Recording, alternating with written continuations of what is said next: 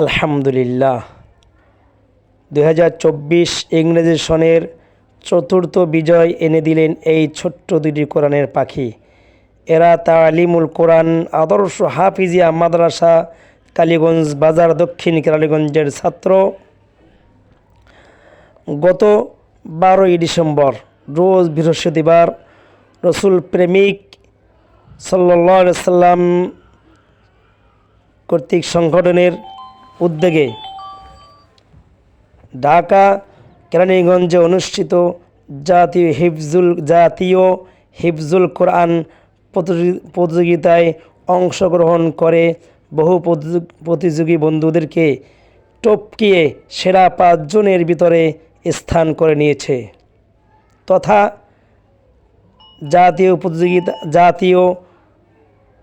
প্রতিযোগিতা কিংবা ফাইনালে ডাক পেয়েছে। আগামী 20 ডিসেম্বর এদের ফাইনাল তথা জাতীয় প্রতিযোগিতা।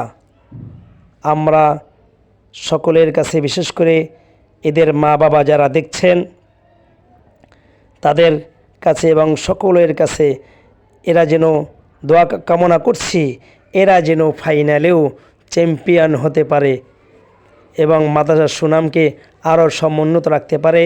এই ছোট্ট বন্ধু দুটির নাম হলো মোহাম্মদ আব্দুর রহমান বিন শফিক এবং মোহাম্মদ আবদুল্লাহ আফিফ বিন ফারুক। আসসালামু আলাইকুম রহমতুল্লাহি ওয়া বারাকাতুহু।